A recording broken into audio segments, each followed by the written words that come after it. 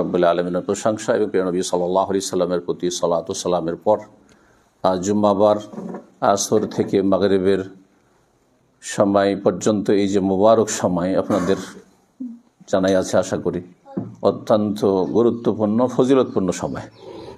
জুমার দিনে এমন একটি মুহূর্ত রয়েছে যে সময় রব্বুল আলামিন তার বান্দাদের জন্য রহমতের দরজা খোলা রাখেন। যা কিছু চাইবে ইল্লা আতাহু ইয়াহু, তা অবশ্যই পাবেন। সুতরাং এক তো মোবারক মজলিস আছেন, কোরআন সুন্নাহর মজলিস, মজলিসের জিকির, সবচাইতে মোবারক মজলিস, এর চাইতে ভালো মজলিস কোথাও হতে পারে না। ইলমের মজলিস, যেখানে কাল আল্লাহ কাল রসুল ওহির কথা আলোচনা করা হচ্ছে, এবং মোবারক সময় এই জুমাবারের শেষ হতে যাচ্ছে, যত শেষ দিকে যাচ্ছে তত বরকতপূর্ণ সময়। এই সময়ে যেমন দিনের কথাগুলি শুনবেন, ইমানি জজবা নিয়ে শুনবেন, যাতে করে আমলের তৌফিক হয়। আল্লাহ যেন তৌফিক দান করেন। এবং তার সাথে মনে মনে জিকির আজকার করতে থাকবেন, দোয়া করতে থাকবেন দুনিয়া এবং আখেরাতের কল্যাণের জন্য। হতে পারে এই সময়ের এক মুহূর্তের একটি দোয়াতে আপনার দুনিয়া আখেরাতের জীবনটা পাল্টে যেতে পারে, কত না ভালো হয়ে যেতে পারে, আপনার পরিবার সুখী হয়ে যেতে পারে। অনেকের মানসিক অসুস্থতা রয়েছে, শারীরিক অসুস্থতা রয়েছে, পারিবারিক অশান্তি রয়েছে, সামাজিক অশান্তির তো শেষ নেই। বিভিন্ন পর্যায়ে অশান্তি রয়েছে, সবচেয়ে অশান্তি জাহরাল ফাসাদু ফিল বাররি ওয়াল বাহরি বিমা কাসাবাত আইদিন নাস। মানুষের পাপাচারের কারণে জলে স্থলে সব জায়গায় অশান্তি বিরাজ করছে। এই অশান্তির মাঝে ভালো মানুষের বসবাস করা যেন জাহান্নামে বসবাস করার মতো। হাদিসের ভাষায় যদি কাল কাবেদ আল জামর, সেই যুগ চলে এসছে। ঈমান ইসলামকে ধরে রাখা, জান্নাতের পথে থাকা হচ্ছে হাতে আগুন নিয়ে থাকার মতো। আল্লাহ যেন তৌফিক দান করেন, আল্লাহ যেন সহজ করেন, এবং আল্লাহ রাব্বুল আলামিন জান্নাতের পথে আমাদেরকে যেন অবিচল রাখেন, ইস্তেকামা দান করেন। এই সময় আমরা এখানে দোমোহনা আমাদের এটি মসজিদ, বিশেষভাবে বলা যেতে পারে যে পারিবারিক মসজিদ, আর তার সাথে আমাদের পাড়া প্রতিবেশী যা রয়েছে সবার মসজিদ আল্লাহর ঘর। তবে পারিবারিকভাবে মসজিদ তৈরি হয়েছে আলহামদুলিল্লাহ। তারপরে মসজিদের পাশে এই যে কয়েকটা ছোট রুম তৈরি হয়েছে, সেটাও পারিবারিকভাবে তৈরি হয়েছে আলহামদুলিল্লাহ। আমরা চেষ্টা করছি যে পারিবারিকভাবে কিছু দিনের খেদমত করা যেতে পারে, যার মাধ্যমে সাদকা জারিয়া হতে পারে আমাদের জন্য, আমাদের বাবা মায়ের জন্য, আর তারপরে বাবা মা যারা রয়েছে তাদের জন্য, আর তার সাথে সকল মুমিন মুমিনাতের জন্য। কারণ আল্লাহর রহমতের দ্বার প্রশস্ত, সেটাকে সংকুচিত করার কোনো প্রয়োজন নেই। যখন রাসূলুল্লাহ সাল্লাল্লাহু আলাইহি ওয়াসাল্লামের কাছে এক বেদুইন আসলো, আসার পর রাসূলুল্লাহ সাল্লাল্লাহু আলাইহি ওয়াসাল্লাম আখলাক ব্যবহার খুব ভালো দেখলো, আর সাহাবায়ে কেরামদের সাথে রাসূলুল্লাহ সাল্লাল্লাহু আলাইহি ওয়াসাল্লামের ব্যবহারের তফাৎ দেখলো। যদিও সাহাবায়ে কেরামদের আখলাক ব্যবহারে কোনো ত্রুটি ছিল না, কিন্তু ভালোর চাইতে অতি ভালো। ওয়া ইন্নাকা লাআলা খুলুকিন আযীম। এই পার্থক্য যখন সে অনুভব করলো, সে প্রভাবিত হলো রাসূলুল্লাহ সাল্লাল্লাহু আলাইহি ওয়াসাল্লামের মহৎ চরিত্র থেকে। আর তারপরে নামাজটা পড়ে তার সংকীর্ণ চিন্তা চেতনা নিয়ে সে বলল, আল্লাহুম্মা রহমনি ওয়া মুহাম্মাদান ওয়ালা তারহাম মা'না আহাদা। আল্লাহ আমার রহম করো, আর মুহাম্মদ সাল্লাল্লাহু আলাইহি ওয়াসাল্লাম রহম করো, আর এই যে সব রয়েছে না, এদের কার ওপর রহম করিও না তুমি। বুঝতে পারছেন না? হ্যাঁ, এটা হচ্ছে সংকীর্ণতা। এই সংকীর্ণতা কিন্তু আমাদের সমাজে আছে, আমাদের পরিবারে আছে, ঘরে ঘরে ঢুকে আছে, মগজে ঢুকে আছে। সামান্য কিছু ভুল বোঝাবুঝি হইলেই, আমাদের সামাজিক অবস্থার কথা বলছি, যেখানে আপনারা বসবাস করছেন, পারিবারিক অবস্থার কথা বলছি, ভাই বোনদের সাথে সম্পর্কের কথা বলছি, আত্মীয় স্বজনদের সাথে সম্পর্কের কথা বলছি, পাড়া প্রতিবেশীর সাথে সম্পর্কের কথা বলছি। একেবারে সংকীর্ণ চিন্তা চেতনা, সামান্য কিছুতে তিলকে তাল করে শত্রুতা আর মতো পরিবেশ তৈরি করে ফেলে। তো এমনটা কিন্তু একটা জাহেলের কাজ, একটা অজ্ঞ মানুষের কাজ, একটা আমলদার ভালো মানুষের কাজ নয়। লাকাদ তাহাজ্জারতা ওয়াসিআন, রাসূল বললেন যে তুমি আল্লাহর প্রশস্ত রহমতকে তুমি সংকুচিত করে ফেললে, সংকীর্ণ করে ফেললে। আল্লাহ যদি সারা দুনিয়াকে রহমত দিয়ে উদ্ধার করে দেন, তাহলে আল্লাহর কিছু কমে যাবে? কিন্তু তুমি দোয়াতে বলে আল্লাহুম্মা আরহামনি ওয়া মুহাম্মাদান ওয়া লা তারহাম মা'না আহাদান, আল্লাহ আমি আর মুহাম্মদ সাল্লাল্লাহু আলাইহি ওয়াসাল্লাম, আর কাউকে দিও না তুমি। এটা কেন করলে তুমি? তা আমি এই হাদিসটি দিয়ে যেমন একটি মেসেজ দিতে চাইলাম যে আমাদের যাতে করে মনে উদারতা আসে, যে আমরা সবাইকে নিয়ে চলব, এবং মানুষ মাত্রে সবার ভুল আছে, শুধু আপনাদের না, আলেম ওলামাদেরও ভুল ত্রুটি আছে, কিন্তু কারো ভুলকে বড় করব না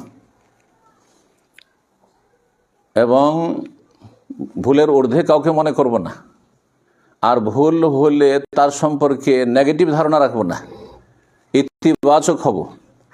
যে কোনো বাহ্যিক দৃষ্টিতে কোনো ভুলের ভালো ব্যাখ্যা হতে পারে, যেটা ভুল আপনার মনে হচ্ছে তার ভালো ব্যাখ্যা হতে পারে, সে ভালো ব্যাখ্যা নেওয়ার চেষ্টা করব, সুধারণা রাখার চেষ্টা করব। এবং তার সাথে যে কথাটি প্রসঙ্গে বললাম সেটা হচ্ছে যে এসব যে দ্বীনি কাজের জন্য উদ্যোগ, এতে আল্লাহ যেন সবার মাগফিরাত করেন, সবাইকে যেন উত্তম প্রতিদান দান করেন, প্রতিটি মোমেন মোমেনাতকে, বিশেষ করে এলাকাবাসীকে, বিশেষ করে দোমোহনাবাসীকে আল্লাহ রাব্বুল আলামিন। আর যারাই এখানে সৎ পরামর্শ দিয়ে এবং যে কোনো রকমের সহযোগিতা করে, সময় দিয়ে, শ্রম দিয়ে, পরামর্শ দিয়ে, যে কোনোভাবে সহযোগিতা করবে, বরং পাশে বসে সহযোগিতা করবে, একটা কথা বলে উৎসাহিত করে সহযোগিতা করবে, যারা এখানে থাকবেন। হয়তো আমরা এখানে থাকবো না, বিশেষ করে আমি তো আপনারা জানেনই বাইরের মানুষ, যদি এখানকার মানুষ কিন্তু বাইরেও, তো তার মধ্যে মাঝে মধ্যে হয়তো আসবো, আর আসলে ইনশাআল্লাহ তাআলা এখানে যেহেতু আমার বাড়ির পাশে, এতে তো অবশ্যই আমাকে সময় দিতে হবে, কিন্তু আপনাদের দায়িত্ব এলাকার মানুষের রয়েছে যে এখান থেকে মানুষ উপকৃত হোক, মুসলিম ভাই বোনরা উপকৃত হোক, আর প্রতিবেশী যারা অমুসলিম রয়েছে তাদেরকেও যদি এখান থেকে আমরা উপকার করতে পারি, তাদেরও কিছু কাজে আসতে পারি, তাহলে সেটা অবশ্যই একজন মুমিন মানুষ হবে। হ্যাঁ, বরফের মতো, আগুনের মতো না। আগুন কোথাও থাকলে আশপাশকে জ্বালিয়ে দেয়, অশান্তি সৃষ্টি করে, ভীত সন্ত্রস্ত করে। আর বরফ যদি কোথাও থাকে আর গরমের সময়, প্রচণ্ড গরমের সময় যদি থাকে, তো আশপাশকে ঠান্ডা করে দেয়। একজন মুমিন মুসলিম আপনি আমি প্রত্যেকে আমরা আলহামদুলিল্লাহ জাআলানা মুসলিমিন, যে আল্লাহ আমাদেরকে মুমিন মুসলিম হওয়ার তৌফিক দান করেছেন, আল্লাহ পরকালে বিশ্বাসী হওয়ার তৌফিক দান করেছেন, আল্লাহ জন্মসূত্রে আমাদেরকে আল্লাহর মনোনীত দিন দান করেছেন। এর চেয়ে বড় নিয়ামত কিছু হইতে পারে না।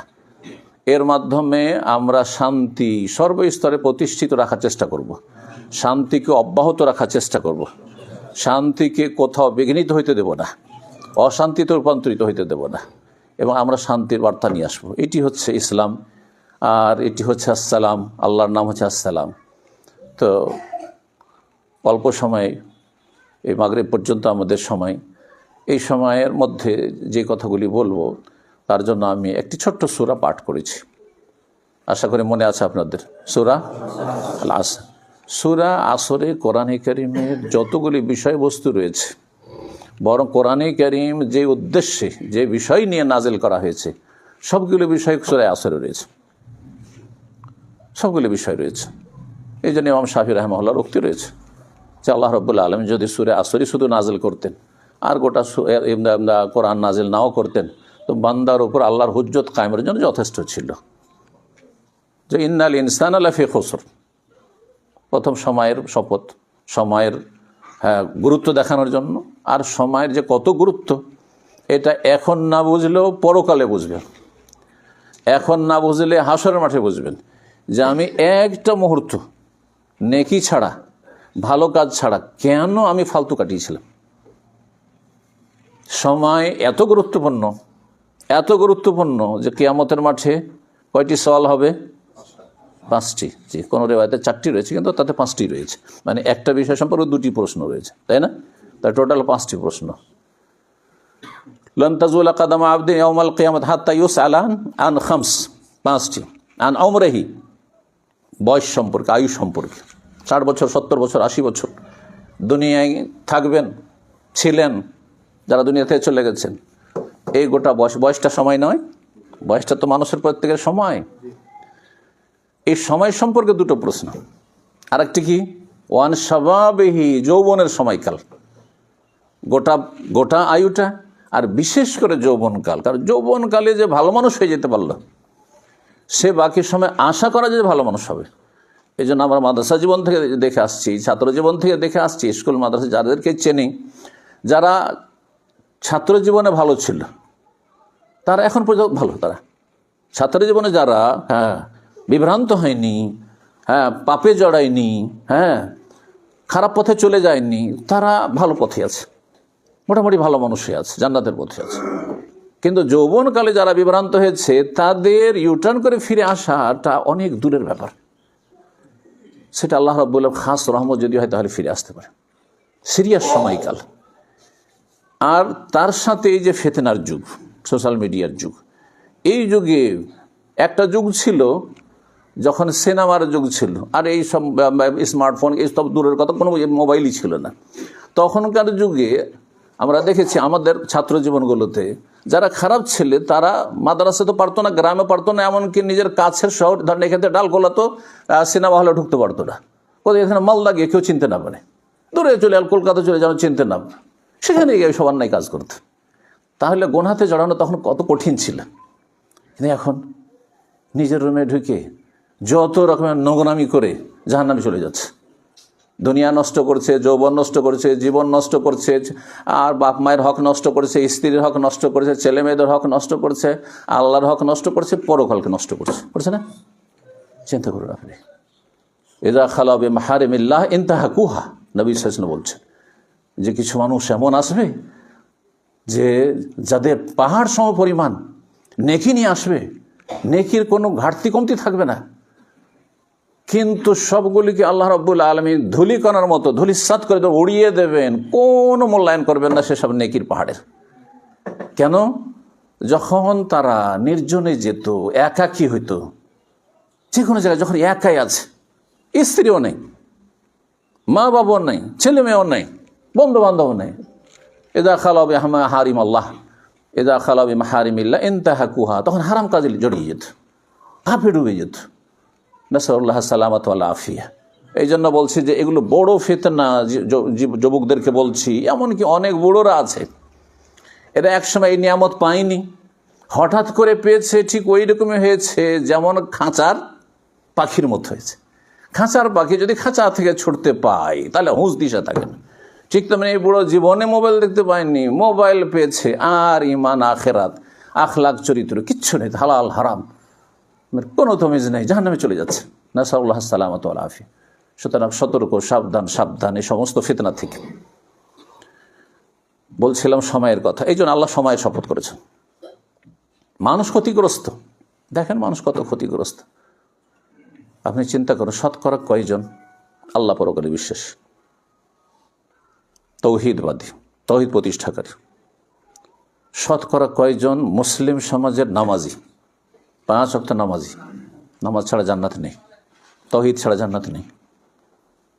বেনামাজির জন্য জান্নাত আল্লাহ তৈরি করেননি। উইদ্দাত লিল মুত্তাকিন বলেন যে শুধু মুসলিম জন্য, আল্লাহ ভীরু, আল্লাহ ভীতি যাদের অন্তরে ছিল, আল্লাহর ভয়ে যারা ফরজ ওয়াজিব আদায় করত, আল্লাহর ভয়ে যারা হারাম নাজায়েজ কাজ থেকে বেঁচে, তাদের জন্য জান্নাত তৈরি আছে, তৈরি করা আছে। কতজন সৎ জীবন যাপন করে, কতজন হালাল রিজিক খায়, কতজন কাবিরা গুনাহ থেকে বেঁচে থাকে। কাবিরা গুনাহ ধ্বংস করে দেবে, কাবিরা গুনাহ জাহান্নামে নিয়ে যাবে। কতজনের এই ঈমান আছে যে আমি সুদি কারবারের ধারে কাছে যাব না। মৌলভী সাহেব, মাদ্রাসার পড়াশোনা, লোন নেবেন আপনি, আল্লাহকে ভয় করেন না আপনি, নিজের জীবনটা বলে ভয় করেন না আপনি। নবী সাল্লাল্লাহু আলাইহি ওয়াসাল্লাম ইজতানিবুস সাবআল মুবিকাত, ধ্বংসাত্মক গুনাহ থেকে বেঁচে থাকো। আকলুর রিবা, সুদি কারবারের সাথে জড়ানো তোমাকে ধ্বংস করবে, তোমার পরিবারকে ধ্বংস করবে, তোমার ছেলে মেয়ের ভবিষ্যৎকে ধ্বংস করবে, তোমার রিজিককে ধ্বংস করবে, তোমার জান্নাতকে ধ্বংস করবে, কিচ্ছু লাভ হবে না। কি করবে এইসব পয়সা দিয়ে? কি করবে এইসব পয়সা দিয়ে?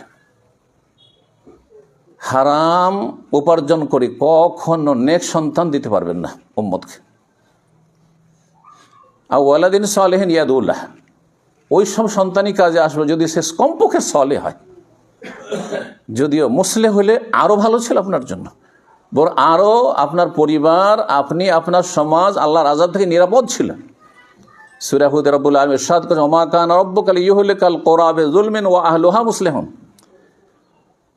তোমার রব এমন নন, লিইহলিকাল কুরা বিযুলমিন যে কারো পাপের কারণে পাপ থাকতে পারে সমাজে, ব্যক্তি জীবনে পাপ থাকতে পারে, কিন্তু পাপ যদি কিছু থাকে কিন্তু সীমিত আকারে থাকে, এ আয়াতের উদ্দেশ্য হচ্ছে। লুকায়িত থাকে, গোপনে পাপ হচ্ছে, পাপীরা মাথা চাড়া দিয়ে নেই, পাপীরা শক্তিশালী হয়ে নেই, পাপী নির্দ্বিধায় ঘুরে বেড়াচ্ছে, অহরহ পাপ করছে, এমনটা নয়। পাপ আর পাপ আর পাপী আর পাপী, এমন পরিবেশ এমন সমাজ নয়, সীমিত আকারে পাপ হচ্ছে। এটাকে বলা হয় বেজুলমিন ও আহলু আহমুসলেহন। সেখানকার লোকেরা যদি ইসলাহি কাজের সাথে জড়িত থাকে, সংস্কারমূলক কাজ করে, সংশোধনমূলক কাজ করে, নিজের সংশোধন করবে, নিজের পরিবারের সংশোধন করবে, নিজেকে ভালো মানুষ বানাবে, নিজের স্ত্রীকে ভালো মানুষ বানাবে, ছেলে মেয়েকে ভালো মানুষ বানাবে, মুসলেহুন। তাহলে সলেহীন আর মুসলেহীন, কোরআনে যে দুটি ভাষা রয়েছে, কমপক্ষে যদি আপনার ছেলে মেয়ে সলেহীন হয়, আর সলেহীন কখন হবে?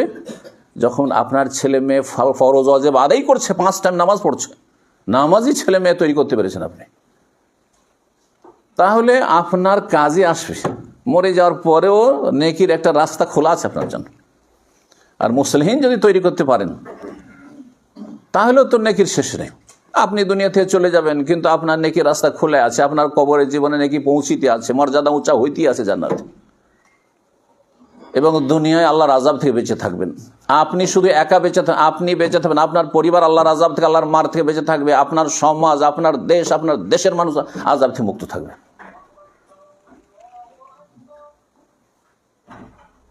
ইন্নাল ইনসানা লাফি খুসর বলছিলাম, মানুষ ক্ষতিগ্রস্ত। আমরা যাতে ক্ষতিগ্রস্তদের দলে শামিল না হয়, আল্লাহ যেন এই দোয়া কবুল করেন মোবারক সময়। আমরা সফলদের দলে, মুফলেহুন, আহলুল ফালাহ যারা, ফায়েজুন, কামিয়াব যারা, তাদের দলে আল্লাহ যেন আমাদেরকে শামিল করেন। ইল্লাল্লাযিনা আমানু, আল্লাহ বলছেন ইল্লাল্লাযিনা আমানু। ক্ষতিগ্রস্ত কারা না? এক, ওয়া আমিলুস সালিহাত ওয়া তাওয়াসাউ বিল হক ওয়া তাওয়াসাউ বিস সাবর। 4টি গুণ যদি থাকে, তাহলে ওই রকম মানুষরা ক্ষতিগ্রস্ত না। যাদের মধ্যে এই 4টি গুণ আছে, তারা ক্ষতিগ্রস্ত নয়। জি সম্মানিত ভাতৃমণ্ডলী, এই 4টি গুণের প্রথমটি অনেকে না বুঝে শুধু ঈমান দিয়ে ব্যাখ্যা করে দেয়। ঈমান অন্তরের কাজ না? ঈমান বিশ্বাস করে মেনে নেওয়া, এটা নাম ঈমান। অন্তরের কাজ না? কাজের আগে কি লাগে?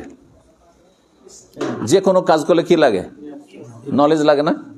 দুনিয়ার কাজ করেন আর আপনি দিনের কাজ করেন, যে কোনো কাজ করার আগে কি লাগবে? সে সম্পর্কে আপনার জ্ঞান লাগবে।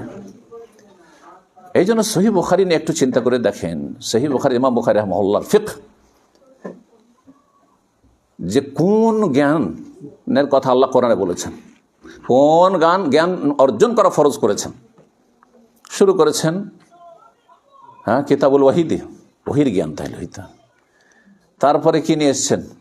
অন্যান্য হাদিসের কিতাবের মতো কিতাবুত তাহারাত, উযু, গোসল, তায়াম্মুম, না, নিয়ে এসছেন নামাজের কথা নিয়ে এসছেন, ইবাদত বন্দেগীর কথা নিয়ে এসছেন, কিসের কথা? ঈমানের কথা নিয়ে এসছেন, না কি আছে তারপরে? ইলম, কিতাবুল ইলম। জি, ওহির পরে ওহির জ্ঞান অর্জন করতে হবে, এই জন্য কিতাবুল ইলম। এবং তিনি বলেছেন বাবুল ইলমি কাবুলুল কওলি ওয়াল আমাল। অধ্যায় বলছেন যে এই অধ্যায় হচ্ছে যে এলেম অর্জন করতে হবে, জ্ঞান হাসিল করতে হবে, কথা বলার আগে আর কাজ করার আগে। সুতরাং যে কথাটি আমাদের প্রিয় শেখ মতিউর রহমান বিন শীস মাদানী বলছিলেন, যে আগে জ্ঞান অর্জন করতে হবে, তারপরে মানুষকে সহি জ্ঞানের দিকে ডাকতে হবে। জান্নাতের রাস্তা সম্পর্কে আপনার সম্যক জানা নেই, জান্নাতের রাস্তার নামে ভুলভাল কথা বলে দিয়েছেন আকীদার ক্ষেত্রেই, মানহাজের ক্ষেত্রেই, অথবা ফতোয়ার ক্ষেত্রেই। এটা হাদিসের তর্জমা করে বলেন আমি তো হাদিসের তর্জমা করেছি, কোন দোষ হলো?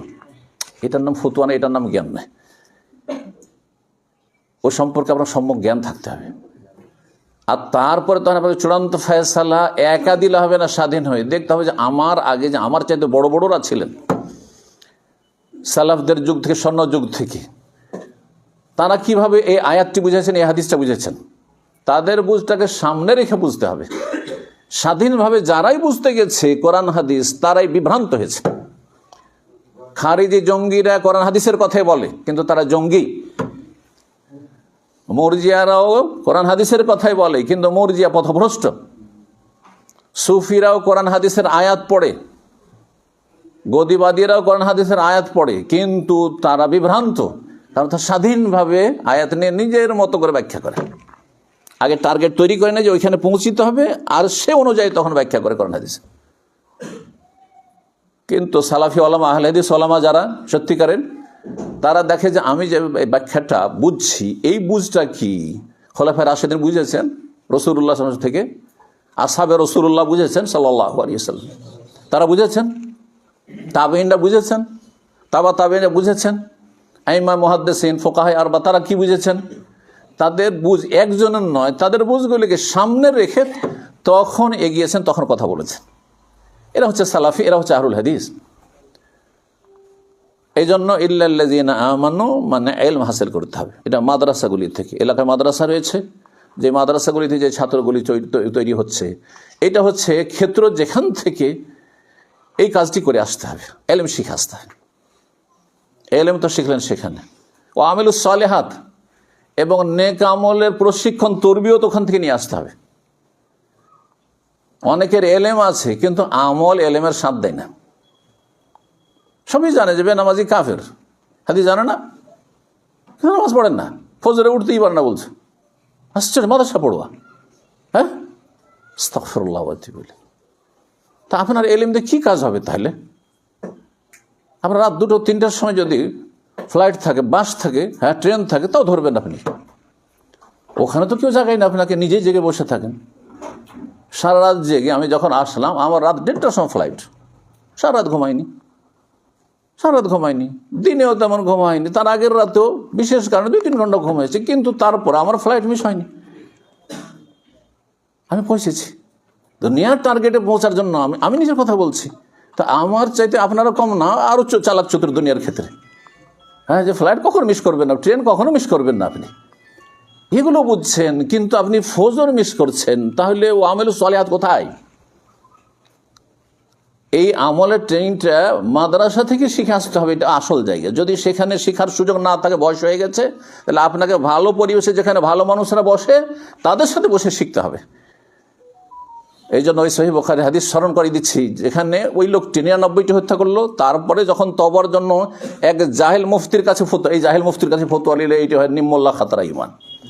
জাহেল মুফতির কাছে যখন ফতোয়া নিতে গেল, তখন সে বলছে, তুমি এত বড় অপরাধী, 99টা খুন করার পর আবার তওবা, তোমার জন্য জান্নাত? না, তোমার তওবা নেই। তওবা নেই? আচ্ছা ঠিক আছে, তাহলে 100টা পুরা করিয়ে দিই, সেঞ্চুরি করিয়ে ফেলে দিল, সেঞ্চুরি পুরা করে। আস্তাগফিরুল্লাহ। তারপর সে তাকে কি বলল, আব্দুল্লাহ আলা আলেম, একজন আলেম ছিল, হ্যাঁ ওই যুগের আগের উম্মতে, যাও ওর কাছে যাও, হতে পারে তোমার জন্য রাস্তা খুলতে পারে। ওকে গিয়ে যখন জিজ্ঞাসা, আলেমের কাছে এলমের মতো কথা রয়েছে, ফিকহ রয়েছে, দিনের জ্ঞান রয়েছে। সে বলল, মাইয়া হলো বাইনা কবাইনা তওবা, তোমার মাঝে আর তওবার মাঝে কি অন্তরায় হতে পারে, কি বাধা দিতে পারে? আল্লাহ যে কাউকে মাফ করতে হয়, ইন্নাল্লাহু ইয়াগফিরু যুনুবা, সমস্ত গুনাহ মাফ করে। আল্লাহর কাছে গুনাহ হয়ে গেছে, আর তো উপায় নেই, আর জেনে শুনে গুনাহ করবো না, কিন্তু গুনাহ হয়ে যাওয়ার পরে সমাধান হচ্ছে ইউটার্ন। রাস্তা ভুল হয়ে গেছে, যাব মালদা, চলে গেছি এইদিকে রাসাখোয়ার দিকে, তাহলে আমার জানার সাথে সাথে কেউ বেকুব নেই দুনিয়ায় যে আরো 10 কিলোমিটার চলেই যাবেন, সাথে সাথে ফিরবেন, আপনি সাথে সাথে ফিরবেন। ভুল হয়ে গেছে, সাথে সাথে বুঝতে পারছেন, সাথে সাথে ফিরেন আপনি। ইন্নাল্লাহু ইয়াগফিরু যুনুবা, সব গুনাহ আল্লাহ মাফ করবেন, সমস্ত কিছু আল্লাহ মাফ করবেন। ইন্নাল্লাহু গফুরুর রাহিম এই ক্ষেত্রে। কিন্তু বেআমল, আচ্ছা আল্লাহ মাফ করবেন, আমল সংশোধনও না, অনুশোচনা না, আক্ষেপও করছে না, লজ্জাও লাগছে না, আর তারপরে আল্লাহ মাফ করবে, আল্লাহ গফুর রহিম। না, এদের জন্য আল্লাহ গফুর রহিম না, এদের জন্য বেবাদি আন্নী আনাল গফুর ওয়ান আযাবি ওয়াল আযাবুল আলিম। জি, ইন্না বাতশা রাব্বিকা লাশাদীদ, কঠিন শাস্তি রয়েছে তাদের জন্য, কঠিন পকড়াও রয়েছে। আল্লাহ অন্তর দেখছেন যে কোন অন্তর নিয়ে আপনার আল্লাহর কাছে আসছেন। সম্মানিত ভাতৃমণ্ডলী, সময় আছে তো? সময় না? হ্যাঁ, কয়টায় বেলা ডুববে? 5টা আছে। তো বলছিলাম যে আমলের তরবিয়ত নিতে হবে। আজকাল আমলের তরবিয়তের অভাব আছে। জেনারেল শিক্ষিত লোকেরা অনেকে সোশ্যাল মিডিয়াতে মাশাআল্লাহ যথেষ্ট ইলম শিখে নিচ্ছেন, কিন্তু আমলের ক্ষেত্রে অনেক ত্রুটি। এটা শুধু মাদ্রাসার ছাত্রদের মধ্যে নাই, যারা এমনি একটু ইসলামের দিকে আসছেন, ধার্মিক হচ্ছেন, তাদের মধ্যে জ্ঞান যথেষ্ট আছে, হ্যাঁ নলেজ যথেষ্ট আছে, করে নিয়েছেন হয়তো, কিন্তু আমল নেই। এটা হইলে হবে না, আমলের তরবিয়ত নিতে হবে। মাদ্রাসায় সুযোগ আছে, মাদ্রাসায় নিতে হবে। মাদ্রাসায় সুযোগ নাই বলছিলাম, তাহলে কি করতে হবে? ওই হাদিসটা কেন বললাম? তাকে বললেন যে তোমার তওবাতে কেউ বাধা দিতে পারে না, কিন্তু তওবার জন্য কি করো, যাও অমুক গ্রামে চলে যাও, অমুক গ্রামে চলে যাও। সেখানে একদল আছে আল্লাহর ইবাদত বন্দেগীতে তারা মগ্ন হয়ে রয়েছে। ফাবুদিল্লাহ মাহুম, ওই ভালো গ্রামটিতে চলে যাও, ধার্মিক লোকদের গ্রামে চলে যাও, সৎ সংসর্গ গ্রহণ করো এবং তাদের সাথে হয়ে আল্লাহর ইবাদত বন্দেগীতে মশগুল হয়ে যাও। তার যেসব ভাইয়েরা স্কুল কলেজ ইউনিভার্সিটিতে পড়ছেন বা পড়েছেন বা পড়ার যুগ শেষ হয়ে গেছে, তাদেরকে বলবো ভালো লোকের সাথে উঠা বসা করেন। ইত্তাকুল্লাহ কোন মাস সাদেকিন, এই লোকজনকে পানি দাও, কোন মাস সাদেকিন, ভালো মানুষের সাথে আপনি হয়ে যান। ভালো মানুষের সাথে বসলে আস-সাহেবু আস-সাহেব, আরবিতে প্রবাদ রয়েছে যে সঙ্গী মানুষকে কি করে, টেনে হেঁচড়ে নিয়ে যায়। সঙ্গী মানুষকে টেনে হেঁচড়ে নিয়ে যায়। বাংলা কি বলে, সঙ্গ দোষে লোহা ভাসে। আপনি ভালো মানুষের সাথে বসবেন তো ভালো হয়ে যাবেন। আর ওই খারাপ বন্ধু বান্ধব আগের ছিল, এখন আপনি একটু সংশোধন করে এসেছেন, তারপর খারাপ বন্ধু ত্যাগ করছেন না, ওদের সাথে রিলেশন রাখছেন, ওদের সাথে টেলিফোন যোগাযোগ রাখছেন, ওদের সাথে চায়ের আড্ডায় বসছেন, কখনো ভালো মানুষ থাকতে পারবেন না, খারাপ হয়ে যাবে না। আবার আপনার মধ্যে বিভ্রান্তি চলে আসবে, উল্টো দিকে ফিরে যাবেন। সতর্ক সাবধান করছি স্কুল কলেজের ইউনিভার্সিটির ছাত্র ছাত্রীদেরকে, যাদেরকে আল্লাহ হেদায়েত নসিব করেছেন, যদি হেদায়েত টিকে থাকতে চান তাহলে আগের যারা খারাপ সঙ্গী ছিল তাদেরকে পরিত্যাগ করুন, বর্জন করুন, ভালো সঙ্গী তলাশ করুন, তাদের সাথে চলাফেরা করা আর চেষ্টা করুন। আল্লাহ যেন তৌফিক দান করেন। তাহলে এলেম হাসিল করে আমল করতে হবে বলছিলাম। এই আমলের গুরুত্বের জন্যই 7 বছরে কচি কাচাদের সালাতের প্রশিক্ষণ দিতে বলা হয়েছে, অথচ ফরজ হয় না। 7 বছর থেকে শুরু করতে বলা হয়েছে। 10 বছরেও ফরজ হয় না, তারপরে তাকিদের সাথে চাপ সৃষ্টি করি। 10 বছরে কোনো ছেলের উপর নামাজ ফরজ হয় না। সাধারণত সাবালক হয় না, হ্যাঁ মেয়ে হইতে পারে। যখন সাবালক সাবালিকা হবে তখন ফরজ হবে। তারপরও চিন্তা করুন, 14 বছর 15 বছরে গিয়ে সাধারণত সাবালক হয়, তাহলে কমপক্ষে কতদিন টাইম পেল 7 বছর থেকে নিয়ে? হ্যাঁ 7 7 14, 7 বছরের ট্রেনিংয়ের পরেও একজন মানুষ ভালো মানুষ হবেন না, এটা অসম্ভব কথা। অসম্ভব কথা, কেন হবে না? তাহলে দেখতে হবে যে রহস্য কি রয়েছে, কোনখানে বাধা আছে, ট্রেনিংয়ে ত্রুটি আছে। অথচ আপনি কিছুই জানতেন না, স্টিয়ারিং ধরতে জানতেন না, 10টা দিন 20টা দিন ট্রেনিং করে আপনি পাকা ড্রাইভারের গাড়ি চালিয়ে বেড়াচ্ছেন। আপনি ওয়ামেলুস সালেহাত হয়ে গেল, তাহলে নিজে এলেম হয়ে গেল, ইমানটা পাকা হয়ে গেল। হ্যাঁ, ইমান যেসব স্তর রয়েছে সেগুলি ঠিক হয়ে গেল, ইমানে যেগুলো দিক রয়েছে, ইমানে আরকান রয়েছে, আর শাখা প্রশাখা রয়েছে, সেগুলি সম্পর্কে জ্ঞান অর্জন হয়ে গেল, আর আমল করা শুরু হয়ে গেল। তারপরে ভালো আমল ফারাইজ ওয়াজিবাত করতে লাগলেন, হারাম নাজাইজ থেকে বাঁচতে শুরু করলেন। আলহামদুলিল্লাহ। এখন কি করতে হবে? ওয়াতাওয়াসাউ বিল হককে, কি করতে হবে? হক কথার একজন অপরজনকে ওসিয়ত করবে। আল্লাহ বলছেন একজন অপরজনকে উপদেশ দেবে। এরই নাম কোরআনের ভাষায় আমর বিল মারুফ ওয়া নাহিল মুনকার, ভালো কাজের উপদেশ দেওয়া, অন্যায় কাজে বাধা দেওয়া। অন্যায় কাজে বাধা দেওয়া সরকারের কাজ, পাবলিকের কাজ নয়। ভালো করছেন কোনটা? অন্যায় কাজে ভুল কথা বলছি। অন্যায় কাজে বাধা দেওয়ার 3টি স্তর রয়েছে। প্রথম স্তরটি অন্যায় কাজে বাধা দেওয়ার কয়টি স্তর রয়েছে? 3টি স্তর রয়েছে। কি? হ্যাঁ, সহিহ মুসলিমের হাদিস, মান রাআ মিনকুম মুনকারান ফালিয়ুগাইয়িরহু বিয়াদিহি, যেই ব্যক্তি কোনো অন্যায় কাজ দেখে, একটা ফরজ কাজ হতে হবে, হয় না, করে না, হারাম কাজ হতে হবে না, সমাজে পরিবারে হচ্ছে, হ্যাঁ এলাকায় হচ্ছে, ফালিয়ুগাইয়িরহু বিয়াদিহি, বল প্রয়োগ করে বাধা দেবে। বল প্রয়োগ কে করবে? যাদের কাছে ক্ষমতা আছে, হ্যাঁ তাদের উপর গুরু দায়িত্ব। আচ্ছা, এটা এই জন্য বলছি যে অনেকে আইনকে হাতে তুলে নেয়। আইনকে কখনো হাতে তুলে নেবেন না। এই কাজটি কার? যাদেরকে ক্ষমতা দেওয়া হয়েছে, অথবা সরকার যাদের জন্য বৈধতা দিয়েছে। আপনার জন্য কতটা বৈধ রয়েছে? আমাদের সমাজে কুসংস্কার মধ্যে একটি কুসংস্কার হচ্ছে যে অন্যের কাজে হস্তক্ষেপ করা বা অন্যের ফিল্ডে হস্তক্ষেপ করা। যেমন আপনার স্ত্রী বেহায়া বেপর্দা চলছে, তাহলে আপনি কি করতে পারবেন? বল প্রয়োগ করে আপনার পরিবার, আপনি কিন্তু সরকার, ওখানে আপনি আপনার পরিবারের অভিভাবক, মালিক, সেখানে বল প্রয়োগ করবেন আপনি। তারপরে ভাইয়ের স্ত্রী মাথায় কাপড় দেয় না, বেহা বেপর্দা চলাফেরা করে, ওড়নাটা নিয়ে তার মাথাতে পেঁচিয়ে দিতে পারবেন আপনি? জায়েজ আপনার জন্য? মারতে পারবেন? হ্যাঁ, যে পর্দা না করলে হাত পা ভেঙে দেবো, এইরকমই না সমাজ আমাদের। হ্যাঁ, চোর চুরি করলো, গণপিটুনি দিয়ে মেরে দিল। হ্যাঁ, ছিনতাইকারী ছিনতাই করলো, অথবা ধরেন পকেটমারি করলো, কাউকে সন্দেহ হলো যে চোর, তখন গণপিটুনি দিয়ে মেরে দিলেন। জায়েজ? হারাম। সরকারের কাজ হাতে নিয়ে নিলেন, এটা হচ্ছে সীমা লঙ্ঘন করা, এটা হচ্ছে খারেজিদের, জঙ্গিদের কাজ, এটা হচ্ছে চরমপন্থীদের কাজ। ইসলাম চরমপন্থাকে অস্বীকার করে, ইসলাম হচ্ছে মধ্যম পন্থা। কথা বুঝতে পারছেন না? সুতরাং অন্যের কাজ নিজের হাতে তুলে নেবেন না, তাহলে অপরাধীকে যাদের বিচার করার অধিকার আছে তাদের হাতে তুলে দেবেন। এই না যে অপরাধীকে লুকিয়ে রাখবেন, বা এটাও জায়েজ নয়। কথা বলছেন তো? কিন্তু অন্যের জায়গায় আপনি দখলদারি দেখাবেন না। ওয়াতাওয়াসাউ বিল হক, কোরআনের ভাষায় বলছিল। হ্যাঁ, যে 3টি স্তরের কথা বলছেন। প্রথম স্তরে বল প্রয়োগ করা হয় শাসকের কাজ, আর না হলে কার কাজ? আপনি আপনার ঘরের প্রধান, আপনার কাজ। এমন 5 ভাই আপনারা আছেন, একই অন্যে আছেন, মনে করছেন আমরা একটা পরিবার তো, আর একটা পরিবার, তখন আর ভাইয়ের বউ অথবা ভাবির ওপর আপনি কি করছেন?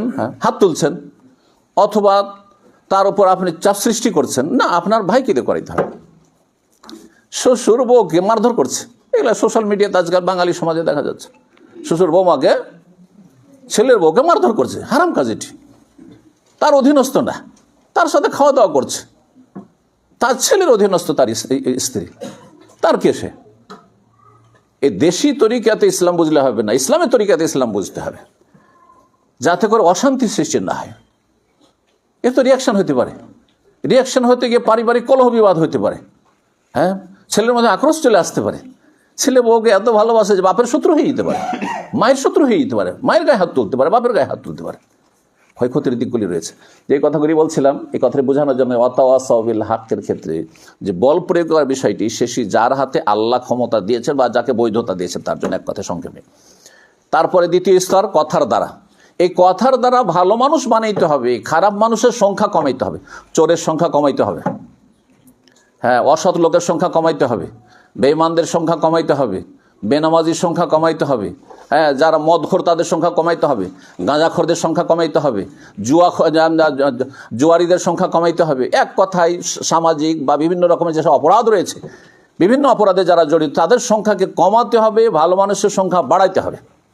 এটি ইসলামের মূলনীতি। এটি দ্বিতীয় যে স্তর, সেটা হচ্ছে ফাবিলিসানিহি, কথার দ্বারা। হ্যাঁ, বিভিন্ন রকমের দিনী দর্শের মাধ্যমে, দিনী আলোচনার মাধ্যমে, দিনী মাহফিল আওয়াজের মাধ্যমে, অথবা লিখনির মাধ্যমে, বিভিন্ন গ্রুপে ইসলামের কথা, ইসলামের উত্তম আদর্শের কথা প্রচার প্রসারের মাধ্যমে, বিভিন্ন যতগুলি মাধ্যম রয়েছে বৈধ মাধ্যম, সেসব মাধ্যম দিয়ে। তো এই উদ্দেশ্যে আমাদেরকে কাজ করে যেতে হবে ওয়াতাওয়াসাউ বিল হকের ক্ষেত্রে। এটা যেখানে সম্ভব নয়, এমন মানুষ জালেম যে যাকে বলাও যাবে না, ভালো ভাষাতে বলা যাবে না, বললে সেখানে বড় ধরনের ক্ষয়ক্ষতি হতে পারে, অশান্তি সৃষ্টি হতে পারে, তখন ফাবে কালবেহি, অন্তর থেকে ঘৃণা করে প্রতিবাদ করতে হবে।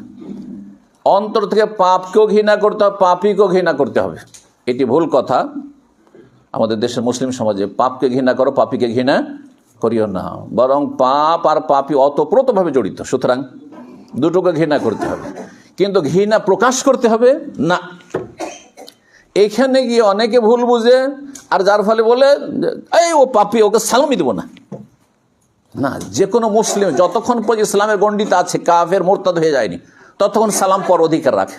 ফাঁসিকে সালাম দেবেন না আপনি? একটা লোকে দাঁড়িয়ে নেই সেই জন্য সালাম দেবেন না? একটা লোক ধূমপান করে সে সালাম দেবেন না? হ্যাঁ, এটা লোক বিভিন্ন হারাম খায় সেজন্য তাকে সালাম দেবেন না আপনি? না, মোটেই না, ভুল কথা এটি, এগুলো চরমপন্থা। অন্তর থেকে ঘৃণা করা মানে ঘৃণা প্রকাশ করা নাই। যদি ঘৃণা প্রকাশ করে সংশোধন হয় তাহলে কখনো প্রকাশ করা যেতে পারে। অধিকাংশ ক্ষেত্রে ঘৃণা প্রকাশ করলে সংশোধন হয় না, আরও মানুষ বিদ্রোহী হয়ে যায়, বিদ্বেষী হয়ে যায়, আপনার কথা শুনতে চাইবেন, আমার কথা শুনতে চাইবেন না।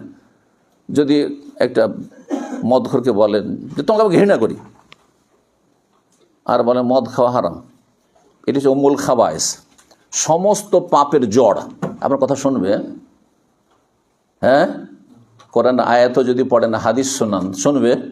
কেন শুনবে না? তুমি তোমাকে ঘৃণা করো, তাই না? না, তাহলে এই যে বুঝগুলি রয়েছে অনেকে ক্লিয়ার করে বলে না, যার ফলে অন্তর থেকে ঘৃণা করে প্রতিবাদ করতে হয়, মানে ঘৃণা প্রকাশ করতে হবে, এই কথা তো নাই। এই সামান্য ভুল বোঝার কারণে নিজেও বিভ্রান্ত, আর আপনি লাভের জায়গায় ক্ষতি করে ফেলছেন। আপনি এই কাজটি করবেন না। যে কথাটা বলছিলাম অসবিল হক সম্পর্কে, এটি হচ্ছে আপনার ইসলাহি কাজ। এর অপর নাম কোরআনের ভাষায় সংশোধনমূলক কাজ। সংশোধনমূলক কাজ করবেন। এর নাম হচ্ছে দাওয়া ইলাল আল্লাহর দিকে ডাকা, এর নাম হচ্ছে আল্লাহর দ্বীনের দিকে ডাকা, এর নাম হচ্ছে জান্নাতের দিকে ডাকা। এ কোরআনের ভাষায় একে আল্লাহর মাগফিরাতের দিকে আহ্বান করা। বিভিন্ন ভাষা রয়েছে কোরআনে কারীম। এই কাজটি অত্যন্ত ফজিলতপূর্ণ কাজ, মহত্বপূর্ণ কাজ। এক্ষেত্রে দু একটি পয়েন্ট বলি। স্বয়ং আল্লাহ রাব্বুল আলামিন কোন দিকে মানব জাতিকে ডাকছেন? শান্তির দিকে না অশান্তির দিকে? শান্তির দিকে, তাই না? আল্লাহ বলছেন ওয়াল্লাহু ইয়াদউ ইলা দারিস সালাম। আল্লাহ তোমাদেরকে ডাকছেন, খুব সহজ ভাষায় বলছি, আল্লাহ তোমাদেরকে আহ্বান করছেন, ডাকছেন কোন দিকে? দারুস সালামের দিকে। দার মানে ঘর, আর আসসালাম মানে আলহামদু মানে কি? সমস্ত প্রশংসা, সার্বিক, তাই না? যাবতীয় প্রশংসা। ঠিক ওই রকম আসসালাম, সালাম শান্তি, আর আসসালাম যখন বলবেন তখন ওই আলহামদুর মতোই তরজমা করেন, তাইলে যাবতীয় শান্তির দিকে, যাবতীয় শান্তির ঘরের দিকে আল্লাহ ডাকছে, যেখানে সার্বিক শান্তি রয়েছে। আল্লাহু ইয়াদউ ইলা দারিস সালাম। তাহলে দিনের আমার কাজ, দিনের দিকে আহ্বান করা, ভালো মানুষ বানানো মানুষকে, এটি হচ্ছে শান্তির ঘরের দিকে আহ্বান করা। এটি কার কাজ? প্রথম, সর্বপ্রথম আল্লাহর কাজ। স্বয়ং আল্লাহ কাজটি করেছেন, স্বয়ং আল্লাহ কাজটি করেছেন। তারপরে এখানে আর একটি জিনিস শিখার বিষয় রয়েছে, এবং আমাদের পাশে প্রতিবেশী যারা মুসলিম রয়েছে তাদেরকে মেসেজ দেওয়ার বিষয় রয়েছে, যে আমরা আসসালাম শান্তি দিই, পিসের দিকে ডাকছি, কিন্তু আমরা অশান্তি দিয়ে ডাকি না। কারণ আমাদের রব সৃষ্টিকর্তা, আমাদের আল্লাহ, তিনি কোন দিকে ডাকছেন? শান্তির ঘরের দিকে ডাকছেন, অশান্তির ঘরের দিকে ডাকছেন, অশান্তির ঘরের দিকে ডাকছেন না। আল্লাহু ইয়াদউ ইলা দারিস সালাম ওয়া ইয়াহদি মান ইয়াশাউ ইলা সিরাতিন মুস্তাকিম। অন্য আয়াতে বলছে আল্লাহু ইয়াদউ ইলাল জান্নাতি ওয়াল মাগফিরাতি বিইজনিহি। আল্লাহ তোমাদেরকে ডাকছেন কোন দিকে? ইলাল জান্নাতে, জান্নাতের দিকে ডাকছেন। ওয়াল মাগফিরা, আর কোন দিকে ডাকছেন? তার ক্ষমার দিকে, মার্জনা দিয়ে ডাকছেন। যখন মানুষের সাথে শত্রুতা হয়ে যায়, মনোমালিন্য হয়ে যায়, তখন কি ডাকে ইশারা ইঙ্গিতে যে আমরা একটু মিলে যাই, না পালাবার চেষ্টা করে? তাহলে মানুষের চিন্তা চেতনা কত সংকীর্ণ। কারোর সাথে শত্রুতা হলে ও আপনাকে দেখে পালাচ্ছে, আপনি ওকে দেখে পালাচ্ছেন, আপনি ওকে এড়িয়ে যাচ্ছেন, সে আপনাকে এড়িয়ে যাচ্ছে। পক্ষান্তর রব্বুল আলামিন কি করেছেন? সমস্ত মানুষকে ডাকছেন কোন দিকে? আসো ক্ষমা করব, এলাল মাগফিরা, আসো ক্ষমা করব। মুসলিমকে শুধু নয়, কোরআনে কারীম সূরাতুল মাইদায় রয়েছে খ্রিস্টানদের কথা আল্লাহ বলছেন, যারা বলছে এক আল্লাহ নয়, তিন আল্লাহ, তৃতীয়বাদ বিশ্ব, ইন্নাল্লাহা সালিসু সালাসা, তাদের কথা উল্লেখ করার পরে বলছেন আফালা ইয়াতুবুনা ইলাল্লাহি ওয়া ইয়াস্তাগফিরুনা। আরে আল্লাহর কাছে তওবা করে ফিরে আসবে না? হ্যাঁ, আল্লাহর কাছে ফিরে আসবে না তওবা করে? আল্লাহর কাছে ক্ষমা চাও, ইয়াস্তাগফিরুনা, ক্ষমা চাইবে না? আরে ক্ষমা চাও, তওবা করো। অথচ বড় শিরক করেছে, ইন্না শিরকা লাযুলমুন আযীম, তাদেরকে ডাকছেন আল্লাহ রাব্বুল আলামিন। চিন্তা করুন, তাহলে আপনি যতই বড় অপরাধী হন না কেন, আপনি আল্লাহ পরকালে বিশ্বাসী, আল্লাহকে ভালোবাসেন, হ্যাঁ, রসুলকে ভালোবাসেন, ইমান ইসলামকে ভালোবাসেন, কোরআনকে ভালোবাসেন, আপনি মসজিদকে ভালোবাসেন, আপনি আল্লাহর ইবাদত বন্দেগী ভালোবাসেন, কিন্তু নসিব হয় না, হতভাগা। আপনি তওবা করে ফিরে আসুন, আল্লাহর কাছে ক্ষমা চান, অতীতের সমস্ত গুণ আল্লাহ মাফ করবেন। আল্লাহ যেন সবাইকে তৌফিক দান করেন। এই মোবারক সময় এই দোয়াগুলি যেন আল্লাহ কবুল করেন। সম্মানিত ভাতৃমণ্ডলী, আল্লাহ স্বয়ং ডাকছেন। আর নবী রসুলদের পেশা কি ছিল? প্রত্যেকের একটা করে পেশা আছে, তাই না? কেউ চাকরিজীবী, চাকরিটা তার পেশা, হ্যাঁ, কেউ কৃষি কাজ করে, হ্যাঁ, কৃষিকাজই তার পেশা, হ্যাঁ, কেউ ব্যবসায়ী, ওইটাই পেশা তার, কেউ হাতের কাজ করে, বিভিন্ন রকমের পেশা দুনিয়াতে রয়েছে। নবী রসুলগণের পেশা কি ছিল? আল্লাহর দিকে ডাকা, দিনের দিকে আহ্বান করা। সমস্ত নবী রসুলগণের কাজ একটি ছিল, আল্লাহর দিকে আহ্বান করা। তাহলে যারা এতে অংশ নিতে পারবে তারা কত ভাগ্যবান। সবচেয়ে ভালো পেশা হচ্ছে এই পেশাটি, সবচেয়ে ভালো পেশা হচ্ছে এই পেশাটি। কেন? একজন মানুষ এখানে পুঁজিপতি পয়সাওয়ালা আসলো, আর কোনো একজন লোককে 1 কোটি টাকা দিয়ে দিল, যা উদ্ধার করে দিল। আর আরো বেশি 10-20 কোটি দিয়ে দিল, ধরেন যা তোকে উদ্ধার করে, জীবন সারা জীবন বসে খেতে পারবি। কিন্তু সেই ব্যক্তি পাপিষ্ট, যাকে এই কোটি কোটি টাকা দিয়ে উদ্ধার করে দিল, সারা জীবন তো খুব সুখে খেললো, শেষখানে মরলে কোথায় যাবে? জান্নাতে না জাহান্নামে? জাহান্নামে। পক্ষান্তরে একজন একটা টাকাও জীবনে দিতে পারলো না, কিন্তু জাহান্নামের রাস্তায় চলেই গেছে। অকুনতুম আলা শাফা হুফরাতি মিনান নার, জাহান্নামের কিনারে চলেই গিয়েছিলে। ফান কাযাকুম মিনহা, আল্লাহ তোমাদেরকে রক্ষা করলেন এই নবী রাসূলের মাধ্যমে, নবী রাসূলের ওয়ারিস উলামায়ে কেরামদের মাধ্যমে, দুআতদের মাধ্যমে, মুসলিহিনদের মাধ্যমে, সংস্কারকদের মাধ্যমে। তুমি কোথায় জাহান্নামের রাস্তায় চলে গেছিলে? সেখান থেকে তোমাকে ফিরিয়ে নিয়ে এসে জান্নাতের রাস্তা লাগিয়ে দিয়েছে। আপনি যদি পথের ফকিরও হন, পেটে ভাত নেই, শীত বস্ত্র নেই, বসবাসের মতো ভালো বাড়ি ঘর নেই, কিছুই নেই হয়তো, কিন্তু আপনার কাছে হেদায়েতের নিয়ামত আছে, ঈমান ইসলামের নিয়ামত আছে। মরলে কোথায় যাবেন? জাহান্নামে যাবেন নাকি? না জান্নাতে যাবেন? অবশ্যই জান্নাতে যাবেন, ঠিক না? তাহলে কত বড় ভালো পেশা, চিন্তা করেন কাজটি। এই পেশাতে সামান্য যদি অংশ রাখতে পারেন, সামান্য একটু বসে অংশ, যেখানে বসলেন এসে অনেক বড় কাজ করলেন। এবং এই পথে অবিচল থাকতে হবে। এটা নয় যে টেম্পোরারি। যারা আজকাল মুসলিমের অবস্থা হচ্ছে, মৌসুমি ইবাদত বন্দী পছন্দ করে অন্যদের মতো, অন্যদের যেমন সিজনাল কিছু, আরাধনা উপাসনা আছে, কিছু আছে, ধর্মকর্ম আছে, ঠিক তেমনি অধিকাংশ মুসলিমরা তাই পছন্দ করে। এই জন্য রমজানে মুসল্লি হয়ে যায়, বাপ-মা মরলে মুসল্লি হয়ে যায়, বালা মুসিবত আসলে মুসল্লি হয়ে যায়, মক্কা মদিনে গেলে একবারে খুব পরেশগার হয়ে যায়। হজ উমরায় গিয়েছে, সে খুব মুসল্লি হয়ে গেছে, খুব ধার্মিক হয়ে গেছে, আবার সে হারাম জীবনযাপন করছে। না, এটা হইলে হবে না। এই জন্য আল্লাহ বলছে ওয়াতাওয়াসাউ বিস-সবরে, একে অপরকে সবরের জন্য, ধৈর্যের জন্য উপদেশ দেবে। কে বলতে পারে আপনাদের মধ্যে যে সবর কত প্রকার? এটা দিয়ে আলোচনা শেষ করে দেবো। 3 প্রকার। মাশাআল্লাহ। কি কি? আলাল মাসিয়া না আনিল মাসিয়া? আনিল মাসিয়া। গোলমাল, প্রিপোজিশনে গোলমাল হয়ে যাবে। ইংরেজিতে যেমন প্রিপোজিশনের কায়দা গ্রামার আছে, তেমনি আরবিতে আছে সেলা। আসসাবরু আনিল মাসিয়া, আসসাবরু আলাল বালা ওয়াল মাসাইব। সবর, ধৈর্য।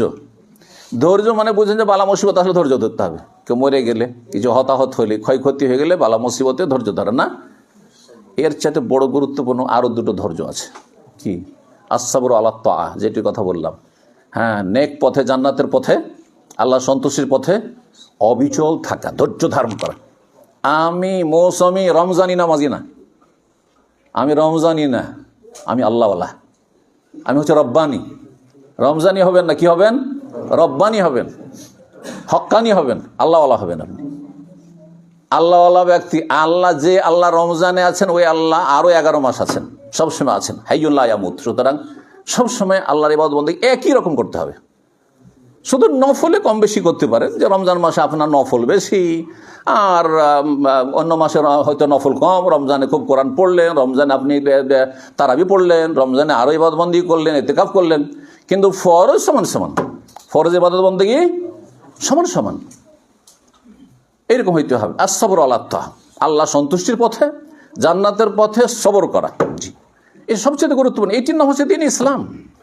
আর তিনটিকে, সবরের 3টি যে দিক রয়েছে বা 3টা প্রকার রয়েছে, এই 3টার নাম পুরো ইসলাম। পুরো ইসলামে 3টিতে রয়েছে। একজন মানুষ আল্লাহর সন্তুষ্টির কাজে অবিচল থাকলো, এই সাবর আলাত তাআহ। আর আসসাবরু আনিল মাসিয়া, সমস্ত গুনাহ থেকে বাঁচার ক্ষেত্রে ধৈর্য ধারণ করলো। কারণ এই ফিতনার যুগে চোখের সামনে আকর্ষণীয় নোংরা ছবি আসছে, সবাই দেখছে, ব্লু ফিল্ম, আর আমি একবার দেখলাম না। এখানে সবরের ব্যাপার আছে, যেমন তেমন বিষয় নেই। আরে কেউ নেই, আমি একা আছি, কেউ জানতে পারবে না যে আমি এত খারাপ কিছু দেখি।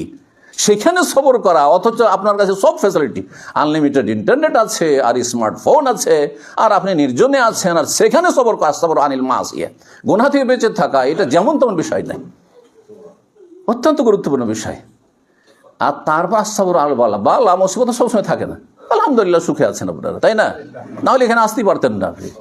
বালা মুসিবত মাঝে মধ্যে কখনো আসে, আমরা বালা মুসিবত সামান্য যদি 2-4-5 দিনের জন্য আসে তো মনে সারা জীবনের সমস্ত সুখ শান্তি ভুলে যাচ্ছেন। দুনিয়ার সামান্য অশান্তিতে যদি সারা জীবনের সুখ শান্তি আর সুখের সামগ্রী সব ভুলে যান, আর কখনো শান্তি পেলাম না, হাই রে জীবনটা, হাই রে অশান্তি, বলছেন না? তাহলে যখন জাহান্নামে প্রথম ডুবানো হবে তখন আর কিছু মনে থাকবে? হ্যাঁ, দুনিয়ার এত নিয়ামত মনে থাকবে? দুনিয়ার এত ভোগ বিলাসী জীবন থাকবে না? থাকবে না, কিছুই মনে থাকবে না। এই জন্য জাহান্নামে বলবে আল্লাহ কোনোদিন সুখ শান্তি পাইনি, কোনোদিন সুখ শান্তি পাইনি, অথচ দুনিয়ার আনাম আহলিদ দুনিয়া, দুনিয়ার সবচেয়ে বড় বিলাসী মানুষ ছিল সে। জি, সুতরাং ইত্তাকুন নারা ওয়ালাউ বিশিক্কি তামরা, জাহান্নামের আযাব থেকে বাঁচার চেষ্টা করুন। আল্লাহ যেন আমাদের সকলকে তৌফিক দান করেন। যে কোর্সটি বললাম, এলেম হাসিল করুন, যেখানে আছেন সেখানে আপনি আপনার ক্ষেত্র ফিল্ড তলাশ করেন। মাদ্রাসা স্কুলে জীবনে আছেন না বড় হয়ে গেছেন, এলেম হাসিল করুন। আর কি করুন? ঈমানকে মজবুত করুন। চোখের সামনে যেন জান্নাত জাহান্নাম দেখতে পাচ্ছেন, চোখের সামনে শুধু পয়সাই দেখছেন আপনি, চোখের সামনে মানুষের সুখের সামনে এত পয়সাওয়ালা হয়ে গেল রে, এত ভালো ভালো গাড়ি আর বাড়ি নিয়ে তারা ঘুরছেন, আমি তো কিছু হইতে পারলাম না রে, এগুলো দেখলে হবে না। দেখতে হবে কোনটি? আল্লাযী ইউমিনু বিল গায়ব, চোখের আড়ালে শয়তান পর্দা ফেলে রেখেছে। হ্যাঁ, জান্নাতের সামনে জাহান্নামের সামনে আল্লাহর আযাবের সামনে কবর আযাবের সামনে পর্দা ফেলে রেখেছে, এই পর্দাকে সরাইতে হবে। তারপরে দেখতে হবে যে এক্ষুনি চলে যেতে পারেন। আমার ঘনিষ্ঠ মানুষ, হিতাকাঙ্ক্ষী মানুষ, রিয়াদ শহরে গেলে কারো বাড়িতে থাকতাম না, তার বাসাতে থাকতাম। হঠাৎ করে আজকে রাত্রে 3টার সময় সে মেসেজ দিয়েছে যে আমার স্ত্রী মারা গেছে। ইন্না লিল্লাহি ওয়া ইন্না ইলাইহি রাজিউন। আল্লাহ রহম করেন। আমাদের সবার একটা ভুল আছে, এই ভুলটা সংশোধন করা জরুরি। আলেম ওলামারাও কারো মারার খবর পেলে মনে করে যে দোয়া হচ্ছে কি ইন্না লিল্লাহি ওয়া ইন্না ইলাইহি রাজিউন, ব্যাস। এটা দোয়া না মুসিবত পড়া জিকির? আপনি ও মাইয়াতের জন্য কি দোয়া করলেন? কোন দোয়া করলেন? আচ্ছা, মাইয়াতের পরিবার যে সব সন্তুষ্ট তাদের জন্য কি দোয়া করলেন? আরে আরবিতে জরুরি নয়, বাংলায় বলেন অন্তত, শুধু ইন্না। আমি দেখছি বেশ কিছু আলেমও আছে, হয়তো ওরকম এলিমওয়ালা নয়, বা আসলে দেশাচার আমল করা। তারও খবর পেল একটা গ্রুপে ইন্না লিল্লাহি ওয়া ইন্না ইলাইহি রাজিউন, আমরা সবার আল্লাহ আর আল্লাহর কাছে ফিরে যেতে হবে। ভালোই কথা, এটা ইমানের কথা, আকীদার কথা। আপনি পড়লেন, আপনি জিকির, কিন্তু আপনি কি দোয়া করলেন মাইয়াতের জন্য? কি দোয়া করলেন মাইয়াতের পরিবারের জন্য? কথা বোঝা গেছে না?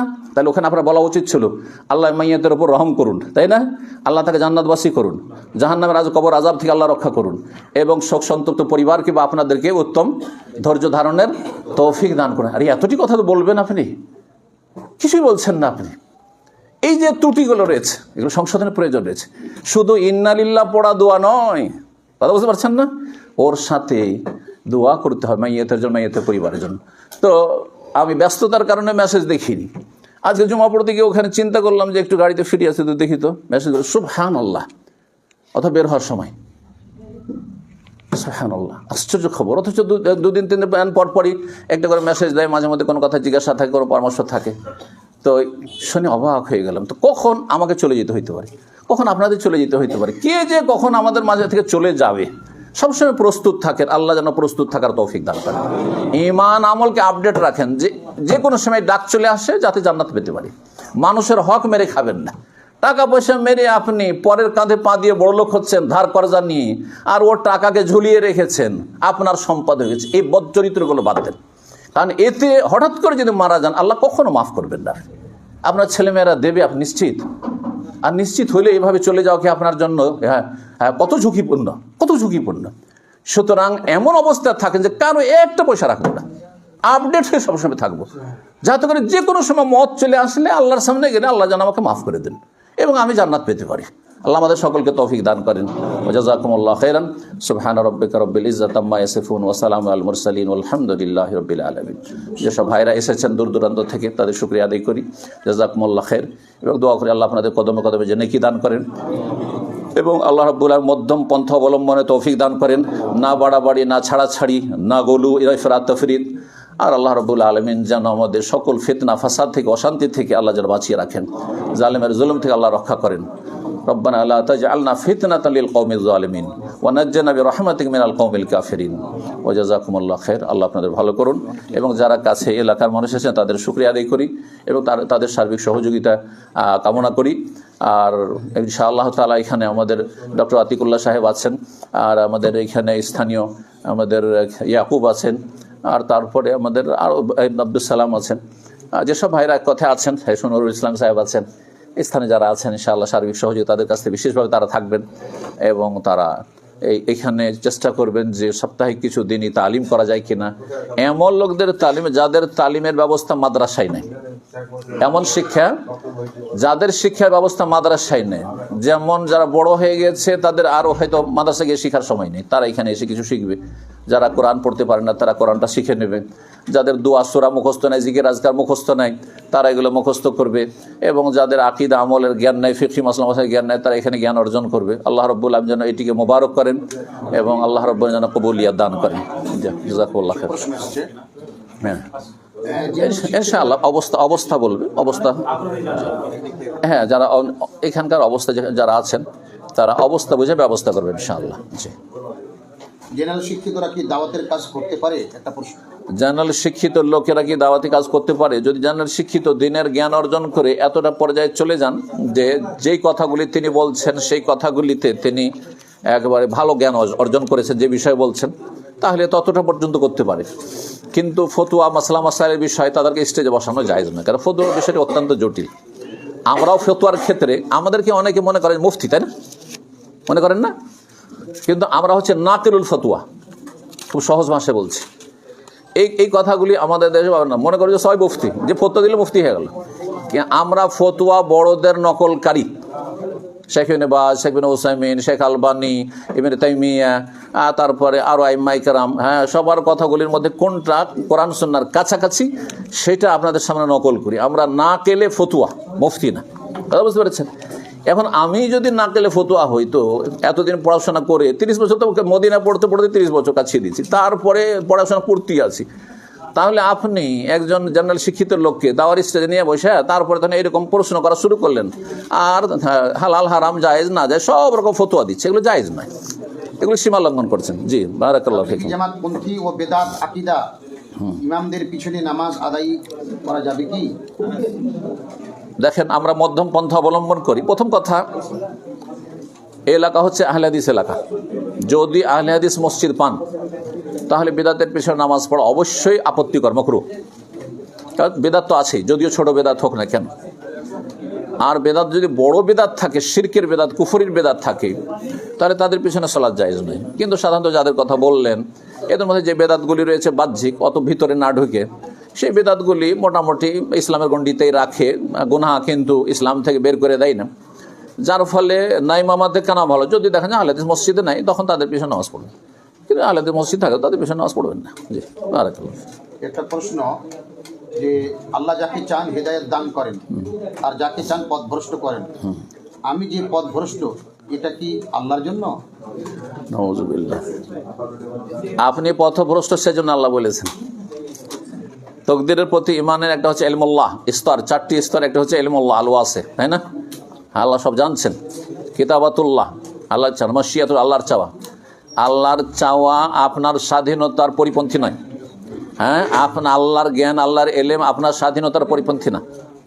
আচ্ছা, এখন এখান থেকে উঠে কেউ বাড়ি চলে গেল আর কেউ মসজিদে গেল, তো যারা মসজিদে গেল না নামাজ পড়তে, বাড়িতে গিয়ে ঢুকে গেল, নামাজ পড়লো না, বেনামাজি, তাদেরকে কি আল্লাহ বেঁধে নিয়ে গেছে বাড়িতে, না স্বাধীনভাবে গিয়েছে? স্বাধীনতা ফিল করছেন না? যারা এখানে বসে আছে আর দোমানা স্ট্যান্ডে বসে আছে, স্বাধীনভাবে ওরা বসে আছে, স্বাধীনভাবে স্ট্যান্ড আপনার বেঁধে নিয়ে এসছে কেউ? এই স্বাধীনতাকে ভালো কাজে লাগানোর জন্য আল্লাহ উত্তম প্রতিদান জান্নাত দেবেন, আর স্বাধীনতাকে খারাপ কাজে লাগানোর জন্য আল্লাহ জাহান্নাম দেবেন। এবার বুঝতে পেরেছেন? তো আল্লাহর তকদির মানে মানুষকে বাধ্য করা নয়, এটা জাবরিয়াদের আকীদা। হ্যাঁ, আর আল্লাহর তকদির নেই, আপনি কাদরিয়া তকদিরকে অস্বীকার করবেন না। ইসলাম মধ্যম পন্থা সব ক্ষেত্রে। আল্লাহর তকদিরের চূড়ান্ত ফয়সালা আছে, আর আপনার আমার স্বাধীনতা আছে, কর্ম স্বাধীনতা আছে। বুঝতে পারছেন, যেটা অনুভব করছেন। ব্যাংকের সুদ কি করতে হবে? এই একটু চুপ থাকবেন। হ্যাঁ, আপনার চুপচাপ নাস্তা পানি করেন আর প্রশ্নের উত্তরগুলো শোনেন। তাহলে ব্যাংকের সুদ কি করতে হবে? ব্যাংকের সুদ, যারা ব্যাংকের সাথে লেনদেন করতে বাধ্য, যতটা বাধ্য তত শখ করে অত লেনদেন করার কোনো প্রয়োজন করে না। কিন্তু যদি যতটা প্রয়োজন তার মধ্যে যেটা আসছে আর করতেই হচ্ছে, সেটাকে মুক্ত হওয়ার জন্য একেবারে অসহায় যাদের হয়তো দান সাদকা জাকাত দিয়েও চিকিৎসা হবে না, মরে যাবে, অথবা ভিটে মাটিও নেই বা বাড়িঘর ভেঙে পড়ে গেছে, এই শীতকালে বাইরে একটা রাত কাটানো মুশকিল, এইরকম যারা নেহাত গরিব তাদেরকে মুক্ত হওয়ার জন্য, তাখাল্লুসের জন্য দেবেন, তাকাররুবের জন্য, আল্লাহ সন্তুষ্টির জন্য নয়। মানে নেকি হবে না, হারাম পয়সা দিয়ে নেকি হবে না, কিন্তু জাহান্নামের আযাব থেকে মুক্তি পেয়ে যাবেন। বুঝতে পারছেন? আর এছাড়া আমি মনে করি যে এটি ফতোয়া হচ্ছে মধ্যম পন্থা অবলম্বন করা, কারণ বুতুনুল মুসলিমিনা আউলা মিন গায়রি, মুসলিম ক্ষুধার্ত ব্যক্তির পেট অন্যের চাইতে বেশি হক রাখে। জি। আমি মুসাফির, স্থানীয় ইমামের পিছনে 4 রাকাত সালাত, বিশিষ্ট সালাতের আমি ইমামের পিছনে 1 বা 2 রাকাত পাই, তো আমি এই অবস্থায় কি করব?